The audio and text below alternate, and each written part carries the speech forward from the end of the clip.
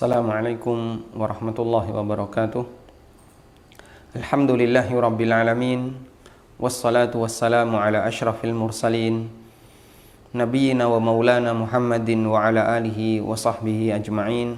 Wa ashhadu an la ilaha illallah wahdahu la syarikalah. Wa ashhadu anna Muhammadan abduhu wa rasuluh sallallahu alaihi wa ala alihi wa sahbihi wa sallama tasliman katsira. Pemirsa yang kami hormati, alhamdulillah kembali kita melanjutkan kajian di pagi hari ini. Dan pada pertemuan sebelumnya kita telah menyampaikan bahwa Nabi SAW diberi keringanan oleh Allah Ta'ala dengan Allah turunkan Al-Quran itu menjadi 9 atau menjadi 7 qiraah. Dan kemudian ini yang diajarkan oleh beliau kepada para sahabatnya. Lalu sahabat mengajarkan itu kepada murid-muridnya, baik di kalangan sahabat yang lebih junior maupun di kalangan para tabi'in. Kemudian murid-muridnya mengajarkan kepada bawahnya dan terus-terusnya hingga sampai ke kita. Sehingga di zaman ulama tabi'in ada banyak qurra yang mereka membaca Al-Quran bisa jadi dengan redaksi yang berbeda. Sampai akhirnya ada salah seorang ulama yang pertama kali mengumpulkan seluruh qiraat dan menuliskannya dalam satu kitab. Beliau adalah Imam Abu Ubaid Al-Qasim bin Salam, seorang ulama yang hidup sezaman dengan Imam Ahmad bin Hanbal, dan beliau meninggal pada tahun 224 Hijriah. Dan beliau mengerjakan amal besar ini karena ada banyak sekali qurra, ada banyak sekali ahli membaca Al-Quran yang tersebar di berbagai macam daerah. Karena dikhawatirkan terjadi fitnah, bisa dikhawatirkan terjadi atau berpotensi terjadi sengketa antar sama kaum muslimin, maka beliau mengumpulkan semua qiraah itu agar bisa dijadikan sebagai acuan. Dan ada banyak sekali qurra di zaman tabi'in, namun yang paling menonjol ada 7.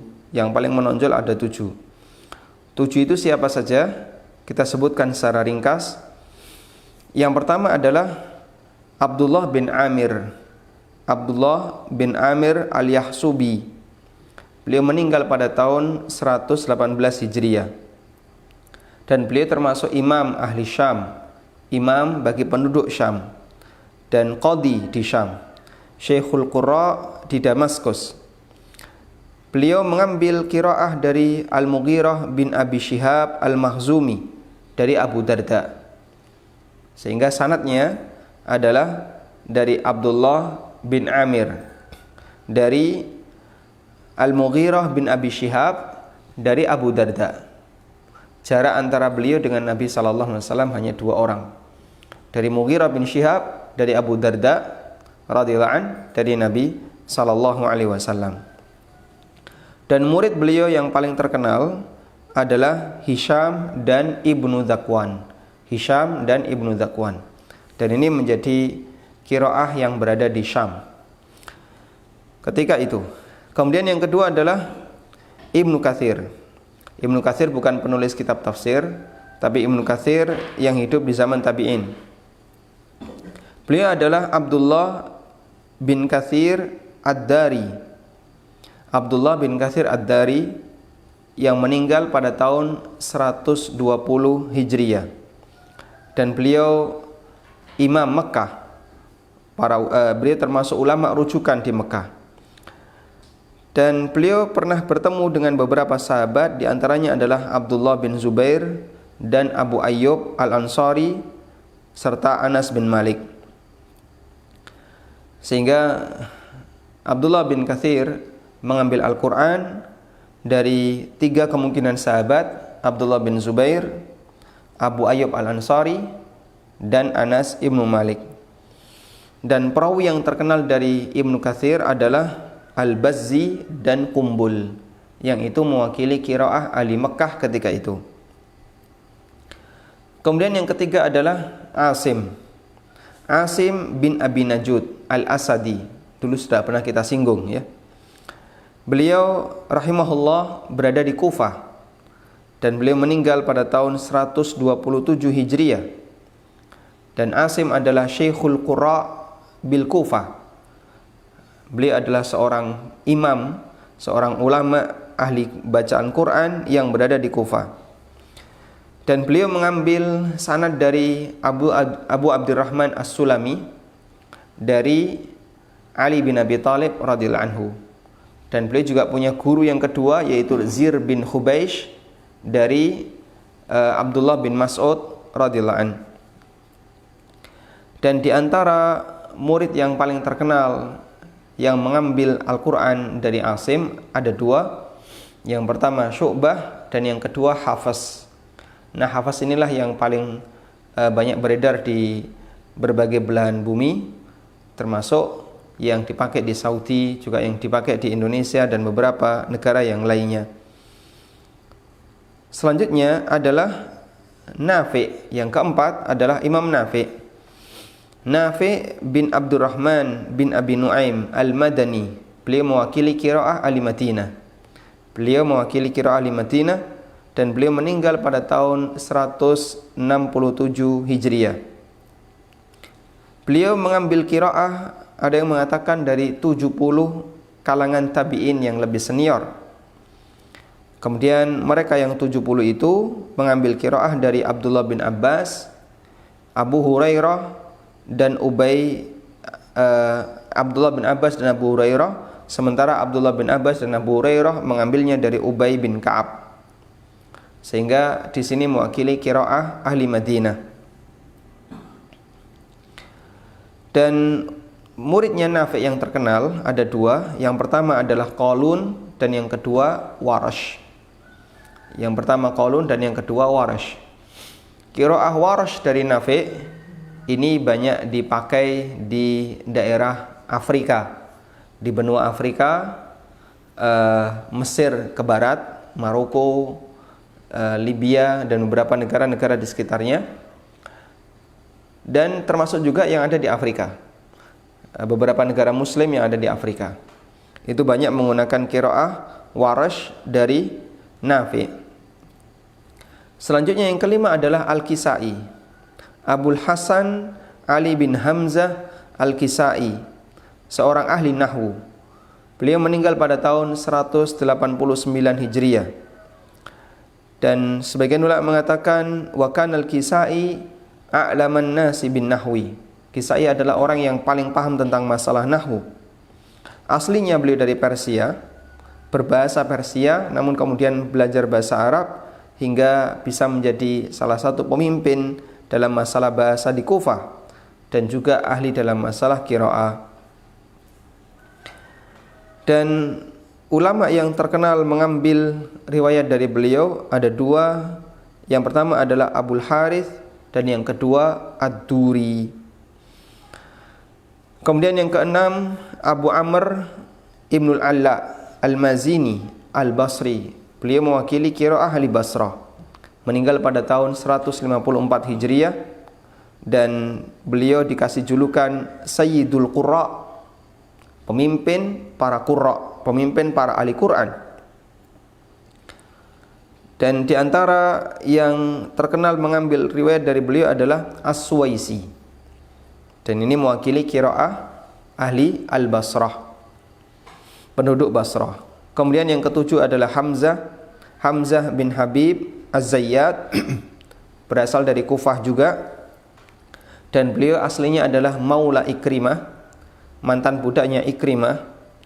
Meninggal pada tahun 156 Hijriah dan termasuk di antara kalangan tabi'in, sehingga beliau tidak ketemu sahabat tapi masuk di kalangan tabi'in. Beliau dikenal banyak menyampaikan hadis, juga banyak membahas masalah ilmu faraid, dan di antara ulama yang banyak mengambil riwayat dari beliau adalah Khalaf bin Hisham dan Khallad. Wallahu ta'ala alam. Sehingga di sini kita bisa lihat bahwa adanya 7 qiraah yang itu masih dipelajari sampai sekarang, turun temurun, dan masing-masing jalurnya ada sanadnya masing-masing, dan ada sedikit perbedaan antara satu qiraah dengan qiraah yang lain. masih terjaga. Dan itu bagian dari makna firman Allah Subhanahu wa taala, "Inna nahnu nazzalna dzikra wa inna lahu lahafizun." Sesungguhnya akulah yang menurunkan Al-Qur'an dan aku sendiri yang menjaga. Karena Allah yang menjaga, maka sekalipun tidak terkenal di masyarakat, tapi itu tetap ada dan bisa diketahui oleh mereka yang mau belajar masalah ilmu qiraah. Di antara contoh perbedaannya seperti yang sering kita dengar, ada sebagian orang yang membaca, dan ini qiraah hafaz, wadduha wal laili idza saja. Tapi ada juga qiraah yang membaca dengan imalah, dibaca agak miring, wadduhi wal laili idza saji, dan beberapa perbedaan yang lainnya. Jarang orang yang bisa memahami seperti ini kecuali mereka yang secara khusus mau mendalami ilmu qiraah dan saat ini sudah menjadi satu fakultas khusus atau satu jurusan khusus, yaitu jurusan ilmu Quran. Wallahu ta'ala alam. Semoga semakin menambah kekaguman kita kepada Al-Quran dan betapa luasnya ilmu Quran yang dipelajari oleh para ulama. Tayyib, dan selanjutnya kami persilahkan bagi Anda yang mau bergabung. Ini sudah ada telepon yang masuk, kita angkat. Silahkan, dengan siapa, di mana?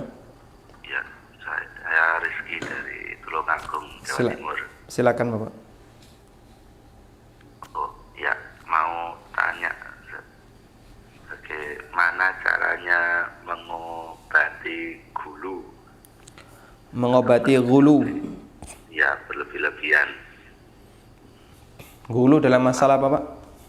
Ya, kalau yang paling baru ini ya seputar ini menyimak dakwah. Kalau misalkan karena saya paham, tidak tahu fondasi, misalkan masalah muamalah, ya jadinya kayak suara contohnya gini, misalkan kalau yang nyampaikan bukan Ustaz tapi nggak percaya kayak itu, atau misalkan Ustaz Irwandi kayak gitu, kalau misalkan nggak lihat website dari konsultasi syariah atau dari Yufid atau dari mana apa sumber-sumber yang terpercaya gitu, kalau nggak di luar itu saya nggak terlalu percaya.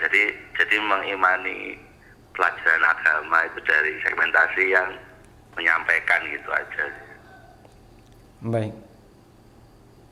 Nah, jadi bagaimana, dan saya punya kecenderungan dari kecil memang kalau belajar suatu ilmu itu pasti terperosoknya ke dulu, kalau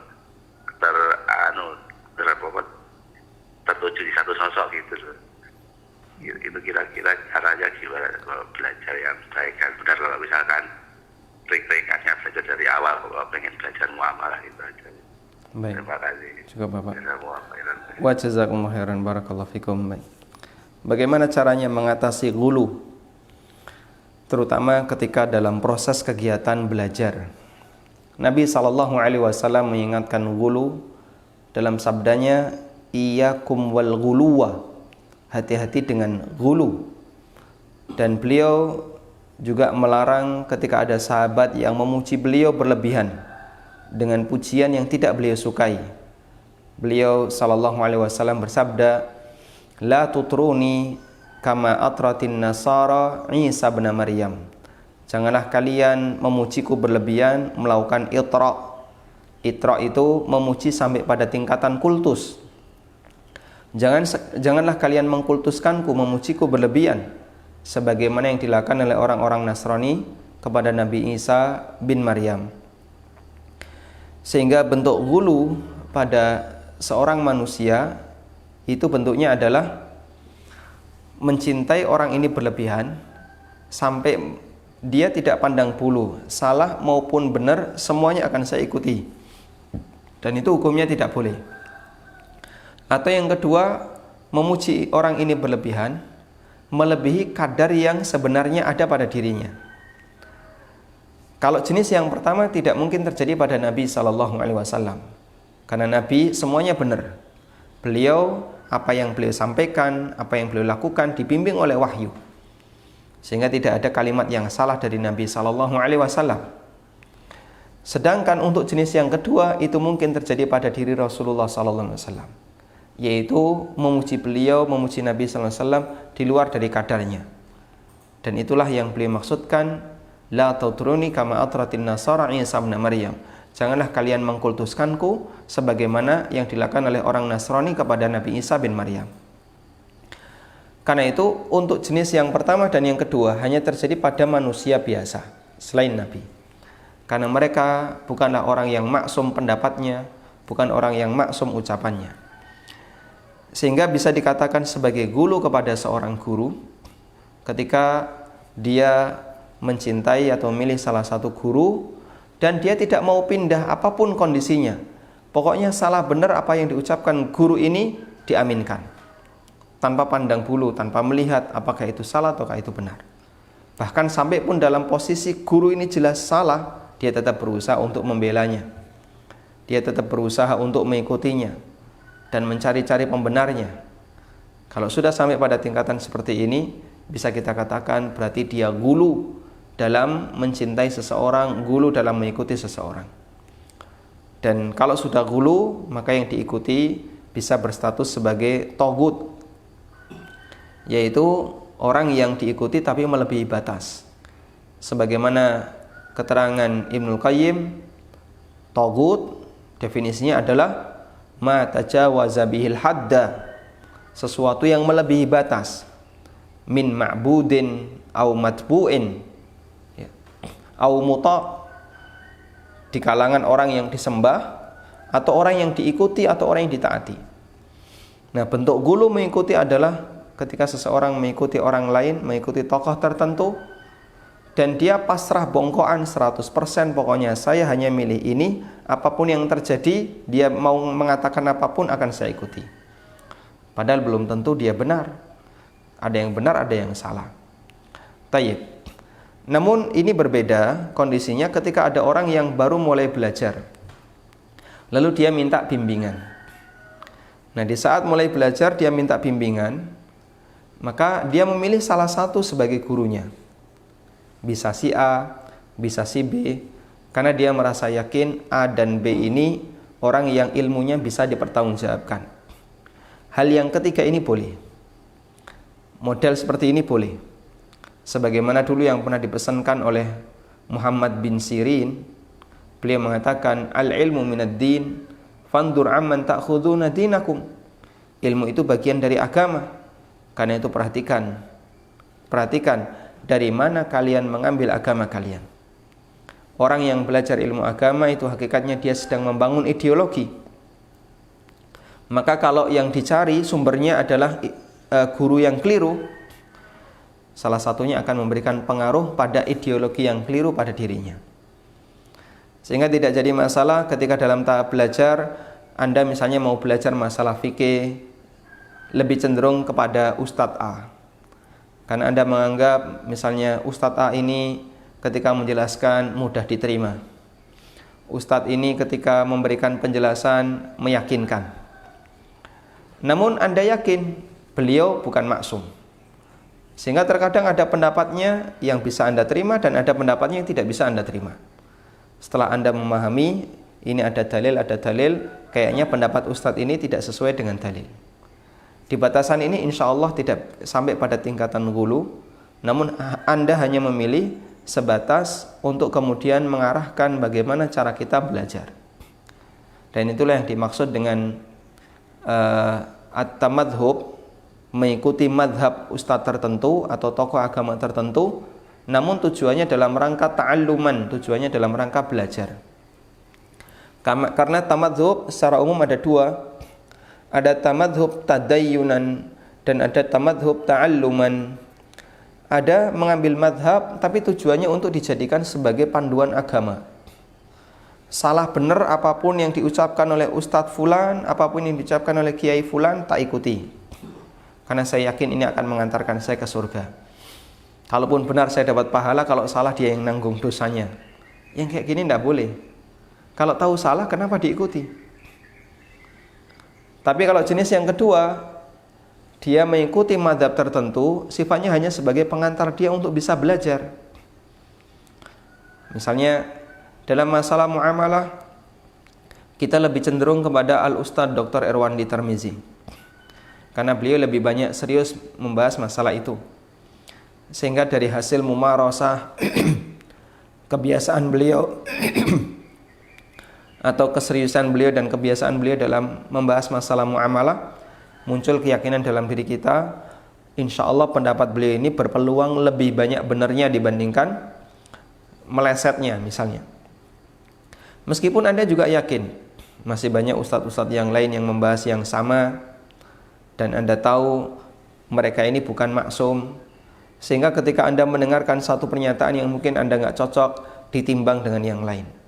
Berarti di sini kita memilih guru sifatnya hanya dalam rangka untuk belajar, bukan kita jadikan dia sebagai alat untuk standar apakah benar atau salah, karena manusia tidak ada yang maksum. Wallahu ta'ala alam. Tayyib, coba kita angkat penelpon berikutnya. Silahkan, dengan siapa di mana? Assalamualaikum warahmatullahi wabarakatuh, Ustaz. Waalaikumsalam warahmatullahi wabarakatuh. Silahkan. Barakallahu fiik, Ustaz. Waalaikum barakallah. Mau bertanya tentang zakat fitrah, Ustaz. Silakan Bapak. Saya punya nenek, Ustaz, yang dia qadarullah sudah apa istilahnya pikun ya, Alzheimer gitu, dan sudah tidak sholat, sudah tidak puasa semacam itu. Nah, itu apakah kita tetap membayarkan zakat fitrahnya, Ustaz? Yang saya dengar kalau fidyah kan sudah tidak, karena dia sudah tidak punya kewajiban berpuasa. Nah, tapi kalau untuk zakat fitrah, apakah kita tetap membayarkannya? Itu yang pertama, Ustaz. Dan yang kedua, kalau boleh, Ustaz, kalau kita dalam mengusap kuf di bagian kaos kaki, mengusap kuf itu, apakah yang kita usap itu bagian atas kaos kakinya atau bagian atas sepatunya, Ustaz? Syukron, jazakallahu khair, Ustaz. Baik, sepatunya hak tinggi atau hak pendek, Pak? Menutup mata kaki, Ustaz. Menutup mata kaki ya? Iya, menutup mata kaki. Ya. Itu saja, Ustaz. Syukron, jazakallahu khair. Assalamualaikum warahmatullahi wabarakatuh. Wassalamualaikum khairan. Waalaikumsalam warahmatullahi wabarakatuh. Baik, coba kita lihat zakat fitrah untuk orang yang gila. Posisi orang yang dalam kondisi pikun, maka dia berarti sudah tidak memiliki akal. Apakah tetap wajib zakat fitrah? Ada keterangan di sini ya tentang apakah wajib mengeluarkan zakat fitrah untuk orang yang pikun. Sebagian ulama mewajibkan hal itu dengan dalil bahwa zakat fitrah itu dikeluarkan untuk anak-anak. Nabi SAW pernah mengatakan, farada, atau di sini Ibnu Abbas mengatakan, farada Rasulullah SAW zakat al-fitri sa'an min tamrin aw sa'an min sya'irin awil abd alal abdi awil hurri wal dzakari wal untha was saghiri wal kabir minal muslimin. Rasulullah SAW mewajibkan membayar zakat fitrah 1 sa' berupa bahan makanan, bisa kurma maupun yang lainnya, untuk budak, orang yang merdeka, laki maupun perempuan, anak-anak maupun yang sudah dewasa di kalangan kaum muslimin. Dan beliau perintahkan agar dikeluarkan sebelum melaksanakan sholat Id.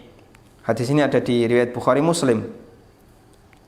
Juga dalam riwayat yang lain beliau mengatakan, au imra'atin au saghirin au kabir, dikeluarkan untuk laki maupun wanita, anak-anak maupun orang dewasa. Sehingga karena di situ menyebutkan anak-anak maupun orang dewasa, maka menunjukkan bahasanya zakat fitrah itu dikeluarkan untuk semua manusia yang menjadi tanggung jawab nafkahnya bagi kita, baik dia sudah sempurna akalnya maupun tidak sempurna akalnya. Karena itulah zakat fitrah dikeluarkan untuk orang yang tidak mukallaf, seperti anak-anak. Haitsu wajabat fi haqqihi annahu ghairu mukallafin, di mana zakat fitrah diwajibkan untuk anak-anak padahal dia bukan mukallaf. Fakadzalikal majnun, maka demikian pula orang yang gila. Dan mengeluarkan zakat fitrah atas nama orang yang gila ini termasuk di antara pendapat yang masyhur dalam 4 mazhab dan juga pendapat Ibnu Hazm Adz-Dzahiri. Wallahu ta'ala alam. Karena itu untuk nenek yang tadi Anda sampaikan sudah dalam kondisi tidak berakal, maka dia tetap dikeluarkan zakat fitrahnya. Kemudian yang kedua mengenai tata cara mengusap khuf. Jika sepatu Anda adalah sepatu yang hak tinggi dalam arti menutup mata kaki, karena persyaratan untuk boleh diusap dan berstatus sebagai sepatu, berstatus sebagai khuf adalah ketika dia menutup mata kaki, maka yang diusap adalah atasnya sepatu. Seperti biasanya sepatunya tentara, sepatunya polisi, itu menutupi mata kaki. Maka nanti yang diusap atasnya sepatu. Tapi kalau sepatunya di bawah mata kaki, maka berstatus sebagai sandal. Dan sandal tidak diusap. Tapi kalau Anda pakai kaos kaki, maka yang diusap adalah kaos kakinya. Wallahu ta'ala alam. Tayyib, kita coba angkat penelpon berikutnya. Silahkan, dengan siapa di mana? Halo, Assalamualaikum warahmatullahi. Waalaikumsalam warahmatullahi. Silahkan. Dengan dasar di Bekasi, mau tanya tentang hukum zakat harta perusahaan. Itu dihitung semua, maksudnya mulai dari kita merintis dana yang terkumpul di perusahaan atau bagaimana? Karena kemarin waktu saya sama teman itu membuka usaha, di awal tidak ada modal, tapi kita musyarakah, tidak ada yang dibuka ke investor untuk setiap masing-masing proyek. Baik, jenis usahanya apa, Pak? Jenis usahanya workshop itu. Workshop.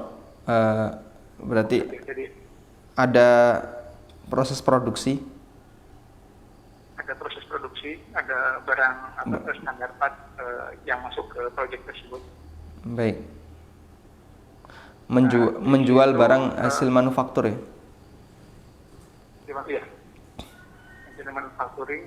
Jadi kita mulai ada proyek itu di awal tahun 2019 dan pendapatan itu atau pembayaran itu mulai dari bulan Februari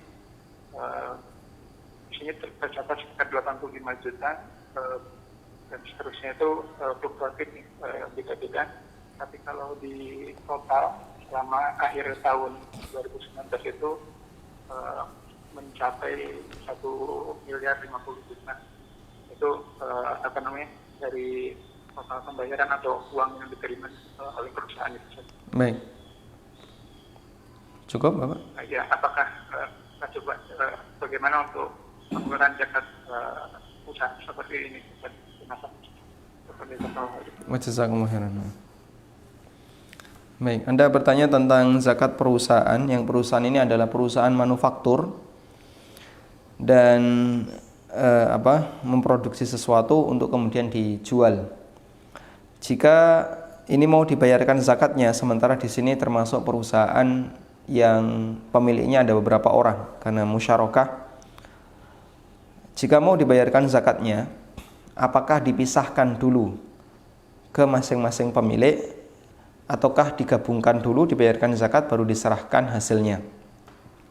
Ada perbedaan dalam masalah ini di kalangan para ulama, dan untuk kehati-hatian kami sarankan agar dizakati sebelum dibagikan, sehingga nanti nominalnya akan semakin besar. Dalam arti, andaikan itu dibagikan, bisa jadi ketika diterima oleh masing-masing jadinya kurang dari 1 nisab. Misalnya kalau dapat nilai 100 juta, kalau tadi kan nilainya 1M, kalau 1M mau dibagikan ke siapapun insya Allah 1 nisab. Tapi kalau 100 juta dimiliki oleh 2 orang, masing-masing 50-50, otomatis ketika dapat atau ketika diterima oleh masing-masing orang itu di bawah nisab. Tapi kalau digabungkan 100, maka dia di atas nisab dan wajib dizakati. Sehingga kita sarankan sebaiknya masih disatukan untuk bisa dikeluarkan zakatnya. Lalu bagaimana cara ngitungnya? Yang dihitung adalah stok. Yang dihitung adalah stok dan pendapatan tunai. Pendapatan tunai dalam arti pembayaran yang akan diserahkan oleh pihak klien. Maka Anda hitung objek yang dijual oleh perusahaan ini plus yang kedua adalah uang yang dimiliki oleh perusahaan dari hasil pembayaran para kliennya.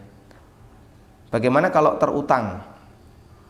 Klien membayarnya secara nyicil. Yang dibayar oleh perusahaan Anda adalah kewajiban yang harus dibayarkan oleh klien dikurangi untungnya. Misalnya, klien punya kewajiban untuk bayar 200 juta. Klien pesan sebuah alat itu sudah jadi dan sudah serah terima. Dia punya kewajiban untuk membayar, invoice diterbitkan nilainya 200 juta.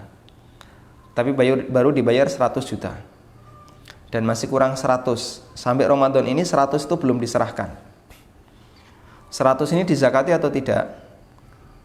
Fatwa yang pernah dikeluarkan oleh Majma' Fikih Islami adalah 100 ini dizakati pokoknya, bukan utangnya. Maksudnya gimana? Misalnya alat yang Anda serahkan ke klien ini harganya adalah 150 dan sudah dibayar, harganya 150 tapi Anda jual 200. Sudah dibayar 100. Berarti kurang 100 yang menjadi kewajiban klien. Tapi kan modalnya itu yang ada di situ cuma 50. Maka yang dizakati yang 50-nya. Bisa dipahami insyaallah ya. Jadi di sini harga modal dari satu proyek ini harga modalnya 150. Dijual jadi 200. Baru dibayar 100. Sisanya yang 100 dibayar pelengkap pokoknya, yaitu dibayar 50 saja yang dizakati, sedangkan yang sisanya tidak dizakati karena belum menjadi hak milik Anda ketika dia masih menjadi harta yang belum dibayarkan belum dikuasai oleh Anda, oleh perusahaan ketika harta itu belum dibayarkan oleh klien. Wallahu ta'ala alam. Baik, kita angkat satu pertanyaan melalui WA dari hamba Allah di Sleman. Assalamualaikum Ustaz. Waalaikumsalam warahmatullahi.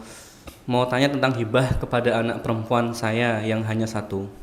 Bagaimana persyaratannya mengenai jumlah harta yang dihibahkan? Bagaimana kalau rumah yang dihibahkan langsung diatasnamakan anak itu, tapi hasilnya sementara saya masih diberi hidup oleh Allah tetap untuk saya karena itu income saya. Bagaimana caranya hibah kepada anak perempuan? Syaratnya seperti apa? Yang pertama, hibah boleh diberikan kepada anak yang dia sudah tamyiz, bahkan boleh sebelum tamyiz. Apalagi ketika anak itu sudah dewasa. Maka tidak harus, hibah itu tidak disyaratkan harus nunggu balik. Yang penting dia sudah bisa menerima sesuatu, maka dia sudah bisa dikasih hibah. Yang kedua, hibah yang sah itu harus ada serah terima. Sehingga ketika Anda menghibahkan rumah itu kepada anak, maka Anda sampaikan, ini saya hibahkan dan ini sudah saya serahkan. Jika sertifikat itu sudah diatasnamakan anak, maka Anda serahkan sertifikatnya biar dipegang oleh anak. Kemudian yang ketiga, hibah harus disampaikan ketika posisi Anda masih sehat walafiat, tidak dalam kondisi sedang sakit yang dikhawatirkan akan mengantarkan kepada kematian. Karena kalau hibah disampaikan dalam kondisi sakit yang mendekati kematian, itu dihukumi sebagai wasiat. Karena itu waktu terbaik untuk hibah kapan? Jawabannya adalah saat ini atau ketika Anda masih dalam kondisi sehat. Dan sebaiknya ada surat hibah agar nanti bisa dijadikan sebagai bukti di hadapan ahli waris Anda yang lain seperti saudara-saudara Anda, sehingga objek yang sudah dihibahkan tidak dijadikan sebagai objek warisan. Wallahu ta'ala alam. Baik, kita coba angkat penelpon berikutnya. Silakan, dengan siapa di mana? Assalamualaikum Ustaz. Waalaikumsalam warahmatullahi. Saya Farisi di Jakarta Ustaz. Silakan. Ingin bertanya, yang pertama tentang ini Ustaz, ketika kita sholat 2 rakaat di tasyahud akhirnya itu kan ada perbedaan pendapat antara ulama, yaitu antara duduk iftirash atau tawarruk. Nah, karena perbedaan itu saya mempraktekannya bergantian Ustaz, kadang iftirash, kadang tawarruk. Apakah itu diperbolehkan Ustaz atau harus memilih salah satu Ustaz? Yang pertama Ustaz.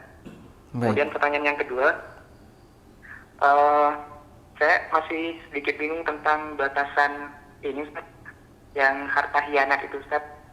Karena di perusahaan kami kan ada OB, ada security. Nah, kadang setelah kita selesai rapat ada sisa konsumsi, kadang kita berikan ke OB, atau kadang di suatu waktu kami mentraktir teman satu kantor gitu. Itu apakah termasuk harta hianat Ustaz? Karena kami masih bingung tentang batasan mana yang boleh diberikan, mana yang tidak boleh Ustaz. Baik. Cukup sekian Ustaz. Baik. Jazakallahu khairan. Wa jazakumullahu khairan. Nah. Baik, yang pertama mengenai perbedaan pendapat di kalangan para ulama tentang iftirash ataukah tawarruk ketika sholat 2 rakaat atau sholat yang tasyahudnya cuma sekali, seperti sholat witir 1 rakaat atau sholat witir 3 rakaat dengan sekali tasyahud. Bolehkah kita amalkan secara bergantian?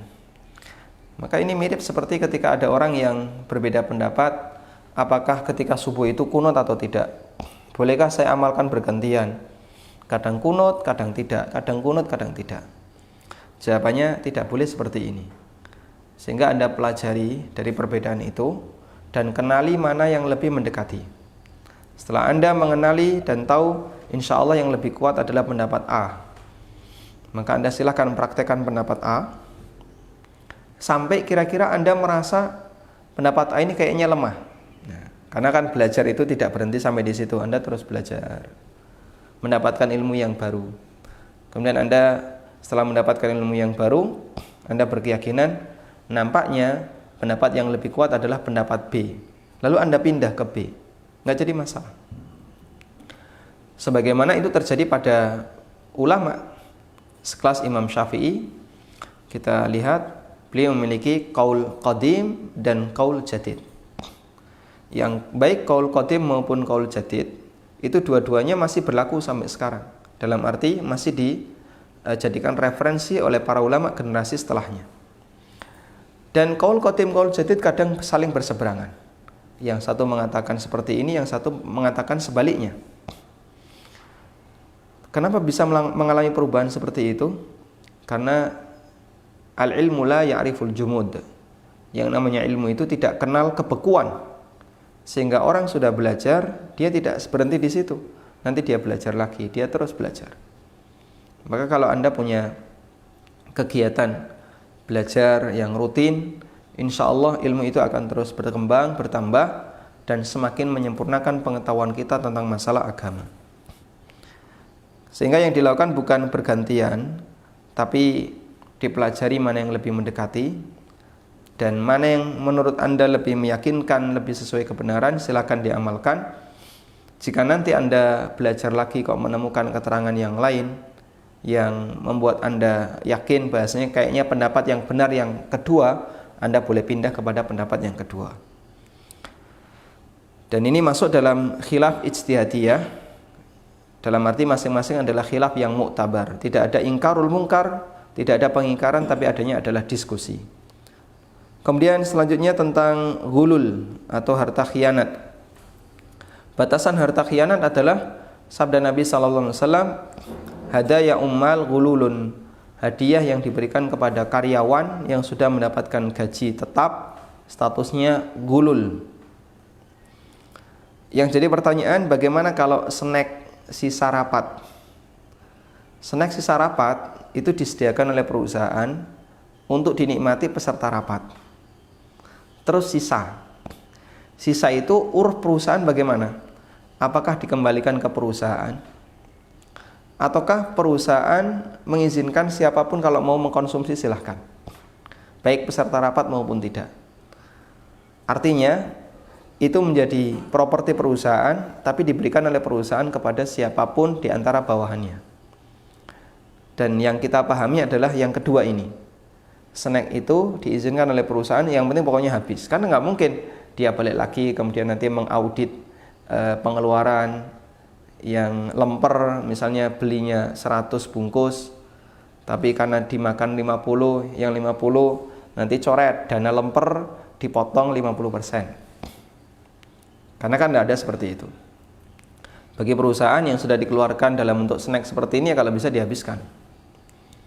Nah, ketika perusahaan sudah mengizinkan ini, pokoknya yang penting habis, berarti itu kan milik perusahaan. Dan perusahaan ngasihkan kepada para karyawan, maka tidak masalah, OB dikasih, siapapun dikasih silahkan. Wallahu a'lam, dan ini tidak masuk ghulul, tidak masuk dana khianat ya. Baik, kita coba angkat penelpon berikutnya. Putus ya. Sambil menunggu silahkan. Dari pemirsa Mumtaz TV, apakah seorang istri mendoakan suami yang sudah meninggal bermanfaat selain doa anak soleh? Dan apakah bisa memohon ampunan dari siksa kubur? Apakah seorang istri yang mendoakan suaminya bisa memberikan manfaat? Jawabannya bisa. Bahkan tidak hanya istri, orang lain pun bisa.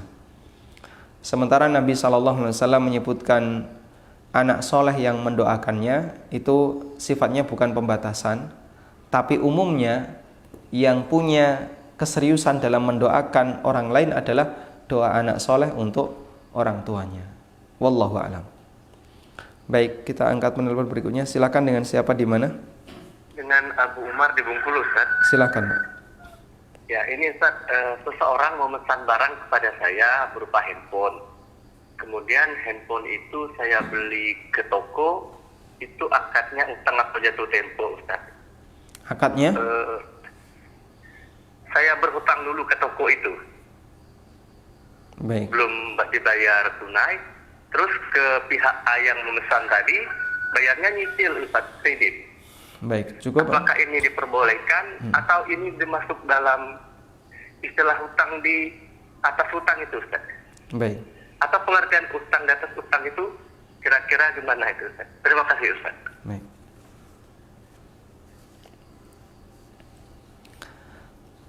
Mungkin pertanyaannya saya kasih dengan kalimat yang lebih ringkas ya. Bolehkah barang kredit dikreditkan?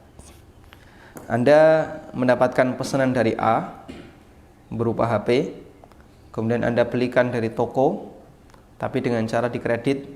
HP Anda bawa, kemudian Anda jual ke si A secara kredit. Bolehkah barang kredit dikreditkan? Jawabannya boleh. Jawabannya boleh dengan ketentuan barang itu sudah Anda beli dari toko dan sudah Anda miliki. Dalam arti sudah Anda terima.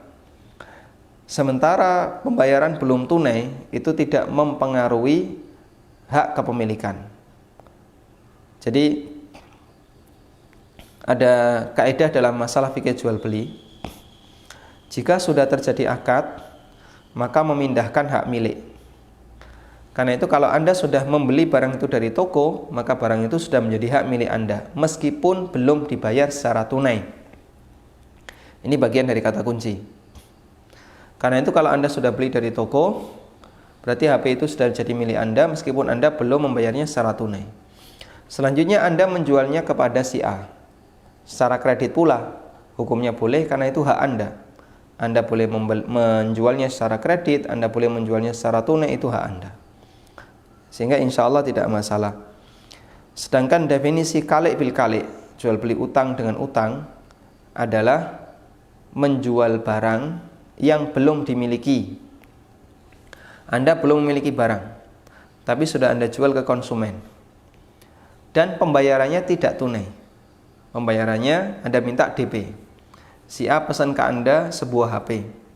Dia nunjukin gambar. Misalnya gambar di Bukalapak atau di Tokopedia, HP yang kayak gini. Harganya 5 juta. Baik, Anda siap akan mendatangkan HP ini dengan harga yang sama 5 juta. Tapi Anda minta kepada si A, tolong ngasih DP dulu 2,5. Akhirnya si A ngasih DP setengahnya, 2,5 juta. Setelah uang Anda terima, Anda baru mencarikan HP itu. Nah, itu yang dimaksud dengan jual beli kalik bil kalik. Wallahu alam. Baik. Silahkan, dengan siapa di mana? Ya, Assalamualaikum warahmatullahi wabarakatuh, Ustaz. Waalaikumsalam warahmatullahi wabarakatuh. Saya Jessica dari Tangerang. Silahkan. Ya, begini Ustaz, saya punya sahabat. Dia punya ruko, nilainya 700 juta. Tapi setiap bulannya dia punya hutang senilai 100 juta lebih. Terus omsetnya juga sepi gitu berapa bulan ini. Ruko ini ruko dicicil atau sudah lunas? Sudah lunas, Ustaz. Nah, ini utang dagang ya? 100 juta? Iya, 100 juta lebih. Nah, setiap bulannya omset dia juga udah sepi. Untuk kehidupan sehari-hari juga dia udah susah gitu. Terus untuk membayar utangnya juga dia udah kesusahan. Dan untuk ngejual rukonya dia udah pernah jual rukonya juga, cuman nggak laku-laku. Nah, yang jadi pertanyaan, apakah dia tetap masih harus membayar zakat malnya? Berarti dia punya tabungan nggak? Enggak, Ustadz. Karena berapa tahun ini dia udah kesusahan, omsetnya tuh udah sepi gitu. Baik. Untuk kebutuhan sehari-hari juga udah kadang-kadang kita tolongin juga gitu. Nah, itu satu. Status kedua, pertanyaan saya pernah dengar kajian di masjid ya Ustadz ya, dari guru sunnah juga, memfatwakan tentang haramnya kita menonton kajian yang dari sosmed gitu Ustadz, karena dalilnya tidak boleh sesuatu yang bernyawa digambarkan gitu. Jadi itu yang jadi pertanyaan saya Ustadz, bagaimana hukumnya kita nonton kajian di sosmed gini Ustadz. Assalamualaikum warahmatullahi wabarakatuh Ustadz. Waalaikumsalam warahmatullahi wabarakatuh. Baik, pertanyaan yang pertama mengenai posisi teman Anda yang beliau punya ruko senilai 700 juta tapi utangnya ratusan lebih dari 100 juta belum terbayar dan omsetnya turun sehingga tidak ada tabungan. Apakah tetap wajib membayar zakat mal? Kalau zakat malnya beliau karena tidak punya tabungan, maka tidak wajib membayar zakat mal. Karena zakat mal itu dibayar berdasarkan tabungan. Kecuali jika beliau ini memiliki barang dagangan. Kalau beliau punya barang dagangan, berarti yang dizakati adalah barang dagangannya. Nanti ditotal, kemudian setelah stok opnam ya, dilakukan stok opnam, nilainya berapa berdasarkan harga kulak, bukan berdasarkan harga jual. Nilai itulah yang wajib untuk dikeluarkan zakatnya. Bagaimana kalau beliau tidak memiliki tabungan sehingga tidak bisa membayar zakat? Maka status kewajiban zakat itu terutang. Misalnya setelah dilakukan stok opnam, seisi ruko itu terdiri dari barang yang totalnya 100 juta. Harga kulak, kalau dijual ya bisa 150. Cuman karena kondisi pandemi sehingga tidak banyak yang laku. Adanya hanya barang mengendap. Maka 100 juta itu dizakati 2,5%, 2,5 juta. Kalau beliau nggak punya uang, maka 2,5 juta itu terutang. Nanti jika ada uang, silahkan dikeluarkan 2,5 juta sebagai kodok, ya, kodok dari zakat yang kemarin belum sempat dibayarkan. Wallahu a'lam. Kemudian yang berikutnya, ada sebagian ustadz yang melarang ikut kajian di sosmed. Kalimat ini mungkin perlu dikoreksi ya, karena setahu kami tidak ada ulama yang melarang kajian di sosmed. Tapi kalau melarang ada televisi di rumah atau melarang ada melihat gambar melalui media, itu mungkin pendapat sebagian ulama yang bisa dihargai. Tapi kalau melarang kajian di sosmed ada kajian pakai suara, audio saja, ada kajian yang bentuknya tulisan dan itu tidak dilarang. Banyak sekali tulisan-tulisan Syekh Mukbil yang sampai ke kita dan itu disebarkan melalui sosmed. Banyak sekali rekaman-rekaman audio Syekh Al-Imam yang itu disebarkan di sosmed. Dan dua tokoh ini termasuk juga Syekh Yahya Al-Hajuri hafizahullah, dan tokoh-tokoh yang tadi saya sebutkan adalah para ulama Yaman yang mereka menilai bahwa gambar baik yang diam maupun gambar di video hukumnya dilarang, sehingga tidak kita jumpai rekaman dalam bentuk video dari mereka, meskipun mereka termasuk di antara ulama kibar yang dijadikan rujukan oleh para thalibul ilmi yang ada di Indonesia. Tapi kajian dalam bentuk audio banyak dan rekaman itu disebar di mana-mana. Namun kalau maksudnya adalah jangan nonton televisi, jangan lihat kajian melalui streaming atau melalui misalnya melalui live Facebook yang di situ ada gambar ada gambar pembicaranya, ada gambar narasumber, ada khilaf di antara ulama dalam masalah ini, dan jumhur membolehkan. Syekh Utsaimin membolehkan, termasuk juga para ulama yang lainnya. Sehingga kita lihat banyak sekali para ulama ahlu sunnah yang mereka melakukan live streaming, termasuk juga kajian-kajian yang direkam, dan di situ ada wajah narasumber, kelihatan gambar narasumber, dan mereka tidak mengingkari perbuatan seperti ini. Bahkan kadang mereka punya channel tertentu, punya channel khusus. Seperti Syekh Shalih Al Fauzan hafizahullah taala, beliau punya studio khusus yang beliau gunakan untuk live. Meskipun beliau melarang rekaman, tapi beliau masih membolehkan untuk live. Intinya wallahu alam, dalam masalah ini ada khilaf. Sebagian membolehkan dan sebagian melarang, dan antara satu ijtihad dengan ijtihad yang lain mereka adalah khilaf ijtihadiyah. Tidak boleh kita katakan ijtihad yang kedua lebih mulia dibandingkan ijtihad yang pertama atau sebaliknya. Wallahu alam. Baik, kita bacakan pertanyaan melalui WA.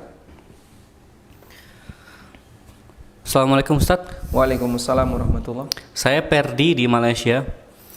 Ustadz, kalau orang tua tidak mampu untuk berpuasa karena ada penyakit, apakah harus bayar fidyah? Sementara orang tua ini tidak sholat 5 waktu, Ustadz. Orang tua tidak sholat 5 waktu dan dia tidak puasa karena penyakit, apakah wajib bayar fidyah? Jika Anda mengambil pendapat bahwa tidak sholat 5 waktu menyebabkan orang itu keluar dari Islam, maka orang kafir nggak puasa tidak perlu bayar fidyah. Dan insya Allah ini pendapat yang lebih mendekati, karena kalau tidak pernah sholat 5 waktu, dia bukan umat Muhammad sallallahu alaihi wasallam.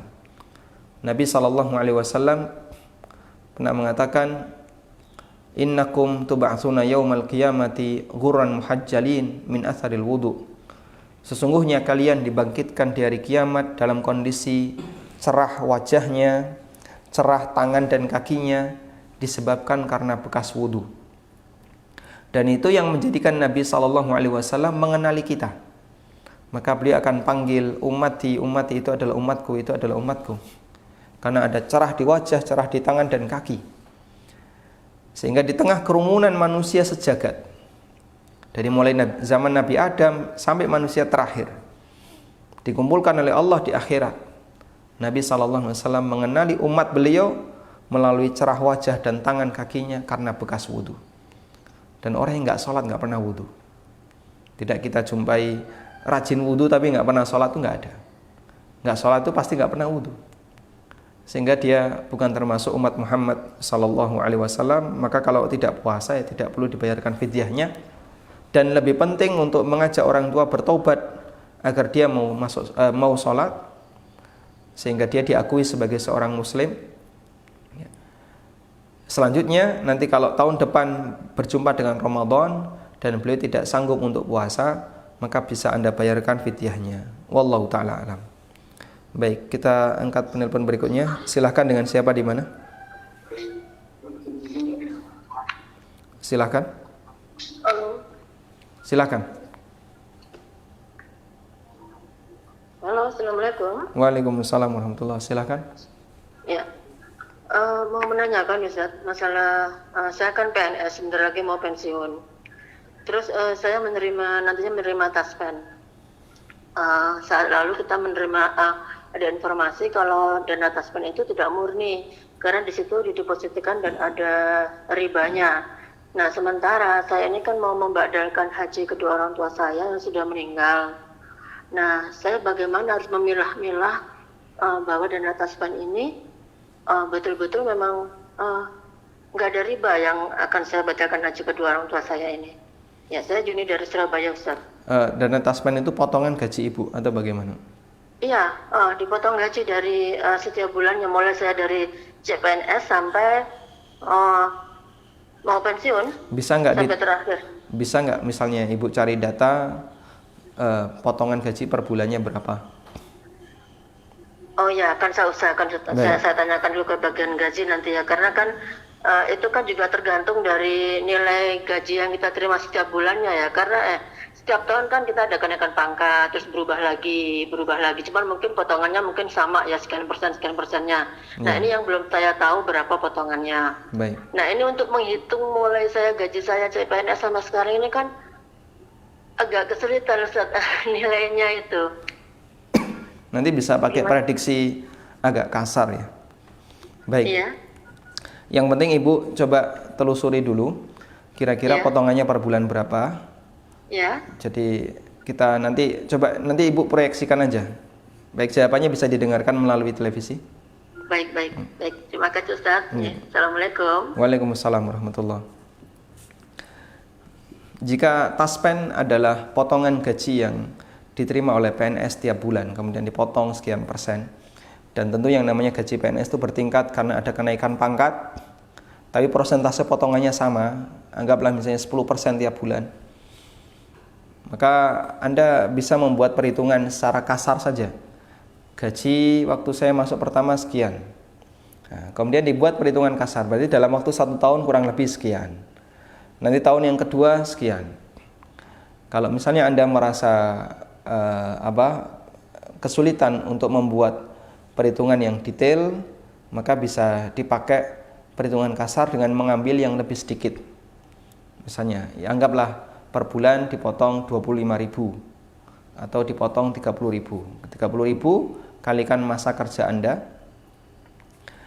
dan itulah hak yang boleh diterima, karena itulah uang kita yang sebenarnya. Wallahu ta'ala alam. Baik, coba kita angkat penelpon berikutnya. Silahkan, dengan siapa di mana? Silahkan. Halo. Silahkan. Assalamualaikum. Waalaikumsalam warahmatullahi. Silahkan. Saya mau bertanya dengan Ustaz Ami. Silahkan. Anda sudah terhubung. Ya. Assalamualaikum Ustaz. Waalaikumsalam warahmatullahi. Ya, saya dengan hamba Allah di Jakarta. Yang ingin saya tanyakan adalah, saya mau bertanya masalah ketika kita tidak membayar utang puasa di Ramadan sebelum-sebelumnya Ustaz, yang mana dulu kita masih sekolah atau tidak ingat berapa lama utang puasa yang pernah kita tidak jalankan, itu hukumnya seperti apa, cara pembayarannya, mengkodoknya. Baik. Itu yang kedua Ustaz, qadarullah saya tahun ini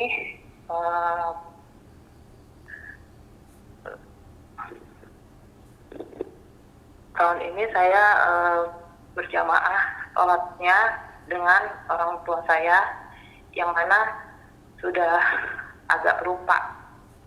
Nah, kemudian saat jam itu baik sholat wajib dan sholat sunnah atau rawatibnya itu saya harus mengencangkan suara. Oh, ibu sebagai imam ya? Setiap gerakan-gerakannya saya harus mengencangkan suara untuk mengingat orang tua saya ini gitu Ustaz. Ibu sebagai imam ya? Sholat seperti itu. Terima kasih. Jazakallahu khairan. Wa jazakumullahu khairan. Baik. Yang pertama, Anda terutang qadha Ramadan selama beberapa tahun, yang dulu mungkin ketika itu masih belum ada kesadaran besar untuk menunaikan kewajiban. Bagaimana cara qadhanya? Ulama berbeda pendapat dalam masalah ini. Sebagian ulama mengatakan dia mengqadha sesuai dengan jumlah hari yang masih terutang plus membayar fidyah. Nah, fidyah itu sebagai kafarah karena dia telah melakukan pelanggaran. Karena batas qadha itu sampai masuk Ramadan berikutnya. Sehingga kalau saya punya utang Ramadan tahun ini, maka batas qadhanya adalah sampai Ramadan tahun berikutnya. Jika sampai Ramadan tahun berikutnya saya tidak bisa atau saya tidak mengqadha Ramadan yang menjadi kewajiban saya, maka setelah Ramadan tahun berikutnya, karena qadha tidak boleh dilakukan di bulan Ramadan, setelah masuk bulan Syawal atau setelah Ramadan, saya berkewajiban untuk membayar qadha Ramadan tahun kemarin plus bayar fidyah. Fungsi fidyah adalah sebagai kafaroh karena saya telah melakukan pelanggaran. Sehingga Anda bisa lakukan ini sebagai penyelesaian untuk kasus Anda, qadha yang belum dibayarkan selama beberapa tahun. Nanti Anda buat perhitungan kasar tapi dengan toleransi diambil yang lebih banyak. Misalnya begini. Dulu waktu zaman masih SMA atau SMP karena malas ya, dan komunitasnya nggak mendukung, Anda terutang puasa. Dan itu sering, bahkan selama SMA sering seperti itu. Berarti Anda menghabiskan waktu 3 tahun pernah punya qadha tapi tidak dibayar. Nah, dibuat prediksi saja. Kira-kira kelas 1 SMA punya utang berapa? Kelas 2 SMA punya utang berapa? Kelas 3 SMA punya utang berapa? Kira-kira itu kan ada rentang. Totalnya antara misalnya per bulan mengalami haid selama 7 hari. Antara 21 sampai 25 hari. Nah, Anda ambil yang paling banyak, 25. Kenapa? Karena kalau 21 Anda masih ragu, jangan-jangan masih ada yang kurang. Sudah Anda buat rentang yang lebih panjang. Ya antara 21 sampai 25. Anda ambil 25. Sehingga utang Anda menjadi 25 hari. Nah, tahun-tahun berikutnya juga menggunakan cara perhitungan yang sama agar Anda bisa lebih yakin, dan ini menggunakan prinsip abra'u lidhimmah, agar lebih menggugurkan beban. Sehingga Anda semakin yakin sudah nggak ada lagi beban, tidak ada lagi kewajiban yang masih nyangkut pada diri saya karena sudah saya lebihkan. Dan kalaupun lebih, ternyata sebenarnya qadha Anda adalah 23 hari, tapi Anda bayar 25. Maka yang 2 sisanya tetap dapat pahala sebagai pahala puasa sunnah. Yang kedua, Anda berjamaah bersama ortu yang beliau sudah lupa, sehingga perlu dikeraskan bacaannya, termasuk ketika Anda takbir dan seterusnya. Jika posisi Anda jadi imam, memang betul seperti itu. Anda harus mengeraskan bacaan Anda agar ortu sebagai makmum bisa mengikuti Anda. Sehingga silahkan terus dikeraskan agar ortu bisa mendengar. Apalagi ini tujuannya adalah dalam rangka untuk ada unsur pendidikan. Tujuannya untuk pendidikan, maka tidak jadi masalah. Meskipun sholat duhur Anda mengeraskan bacaan Fatihah. Ketika ruku Anda membaca Subhana Rabbiyal Azim, Subhana Rabbiyal Azim dengan suara keras. Hal yang sama juga boleh dilakukan oleh seorang ibu ketika dia ngimami anaknya yang masih TK atau yang baru kelas 1-2 SD. Anda ngimami dengan dikeraskan agar anak yang menjadi makmumnya bisa mengikuti bacaan ibunya, sehingga dia menghafal bacaan sholat melalui imam, yaitu ibunya atau bapaknya ketika sholat di rumah. Wallahu a'lam. Baik, kita coba bacakan pertanyaan melalui WA dari pemirsa Niaga TV di Madura. Assalamualaikum Ustaz. Waalaikumsalam warahmatullahi. Bagaimana cara memberi pemahaman kepada suami yang kerja di tempat riba? Sudah dicoba tapi tetap gak mau hijrah. Apakah istri dan anak ikut dosa karena makan gaji dari riba? Jazakallahu khairan Ustaz. Wallahu ta'ala alam. Di posisi ini istri dan anak hanya berhak untuk menerima senilai nafkah yang menjadi kewajiban suami. Ini sebagaimana fatwa yang disampaikan oleh Syekh Ibnu Utsaimin, kemudian juga Syekh Albani. Jika dalam sebuah keluarga suami atau kepala rumah tangga dia bekerja dari hasil yang haram dan dia tidak mau meninggalkannya, lalu bagaimana nasib istrinya? Istri berhak mendapatkan nafkah karena itu kewajiban suami dan itu hak istri, dan dia tidak berdosa, namun tidak boleh lebih dari kebutuhan pokok yang mencukupi untuk kebutuhan normal di daerahnya. Misalnya Anda tinggal di Madura bersama 2 anak. Suami Anda gajinya karena dia pegawai bank anggaplah 20 juta. Kebutuhan Anda hidup bersama 2 anak di Madura. Habis berapa sebulan? Anggap 3 juta. Pendapatan suami Anda 20 juta. Anda dikasih langsung 10 juta, setengahnya. Berapa yang boleh Anda manfaatkan? Anda hanya boleh memanfaatkan 3 juta. Sisanya tidak boleh Anda terima. Sehingga tidak boleh ini mumpung sisa terus dipakai untuk beli emas, dipakai beli perhiasan atau koleksi pakaian, koleksi Tupperware, itu tidak boleh. Anda hanya boleh mengambil yang cukup untuk kebutuhan layak saja, sisanya tidak boleh Anda ambil. Karena itulah hak Anda sebagai kewajiban suami memberikan nafkah bagi istrinya. Wallahu ta'ala alam. Coba kita angkat penelpon berikutnya. Silakan, dengan siapa di mana? Halo. Silakan Pak. Assalamualaikum. Waalaikumsalam warahmatullahi. Mau tanya Pak Ustadz dari hamba Allah di Depok. Halo. Silakan. Berkaitan dengan penjualan barang yang belum kita miliki. Seandainya kita ingin menjual rumah, tapi rumah itu masih status kredit. Kita kepingin mau tinggal di daerah lain yang lebih islamik misalnya.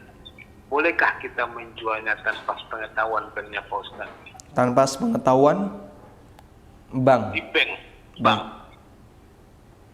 Baik, cukup Bapak? Cukup Pak. Baik. Ustaz, syukran jazakumullah khairan. Wa jazakumullah khairan. Bolehkah barang kredit dikreditkan? Tadi sudah kita sampaikan, jika kita sudah akad berarti terjadi perpindahan hak milik. Maka kalau saya sudah beli pulpen ini, meskipun pulpen ini belum saya bayar tunai, berarti pulpen ini sudah jadi milik saya. Kenapa? Saya sudah membelinya, saya sudah akad. Karena akad itu memindahkan hak milik. Konsekuensi akad adalah memindahkan hak milik. Lalu karena pulpen ini sudah jadi milik saya, kapan saya boleh menjual pulpen ini? Syarat yang kedua adalah setelah saya terima. Karena Nabi SAW bersabda, la tabi'hu hatta taqbidah. Janganlah kamu menjual sampai kamu menerimanya. Sehingga kalau pulpen ini sudah saya terima, berarti terpenuhi dua ketentuan. Pulpen sudah saya miliki dan sudah saya bawa. Meskipun belum saya bayar secara tunai, saya masih nyicil. Selanjutnya saya jual ke orang lain boleh. Saya jual ke orang lain boleh. Kenapa? Sudah jadi milik saya. Kalau Bapak sudah beli rumah itu, meskipun belum lunas, berarti rumah itu sudah jadi milik Bapak. Dan karena sudah Bapak tempati, berarti rumah itu sudah Bapak terima. Sudah terjadi serah terima, sudah Bapak terima. Bahkan sudah Bapak tempati. Selanjutnya, 100% jadi hak milik Bapak. Bolehkah Bapak menjualnya ke orang lain? Jawabannya boleh. Apakah harus izin ke bank? Tidak harus. Karena itu bukan lagi miliknya bank. 100% milik Anda. Tapi Anda harus tetap jaga komitmen untuk melunasi rumah itu ke bank atau ke developer tempat Anda membelinya secara tidak tunai. Wallahu ta'ala alam. Baik, satu pertanyaan lagi melalui WA. Assalamualaikum warahmatullahi wabarakatuh, Ustaz. Waalaikumsalam warahmatullahi wabarakatuh. Ustadz, anak akhwat umur 23 tahun. Apakah salah satu jawaban istikharah itu adalah lewat mimpi? Karena beberapa bulan lalu sebelum wabah Covid, anak sempat ta'aruf dengan ikhwan, Ustadz. Sebelumnya sudah yakin untuk melanjutkan ke jenjang lebih serius.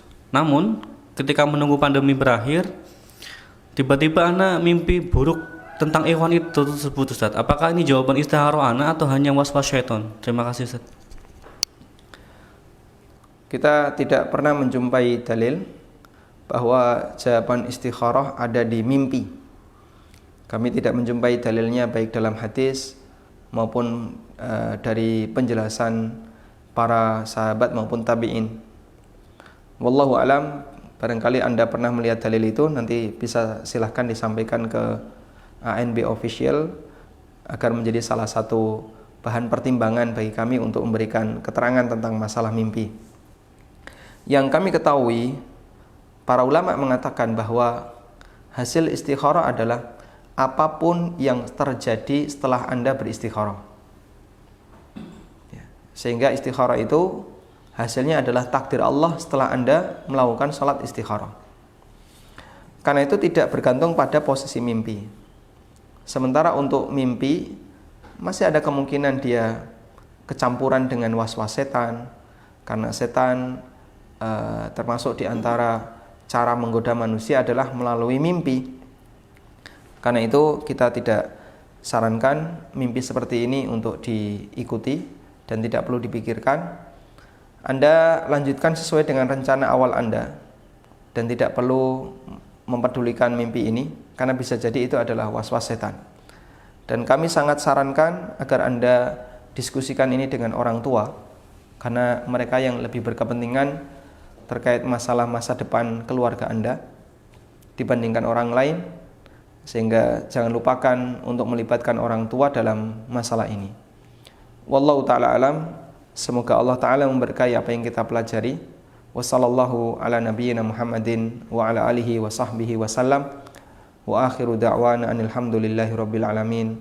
Wassalamualaikum warahmatullahi wabarakatuh.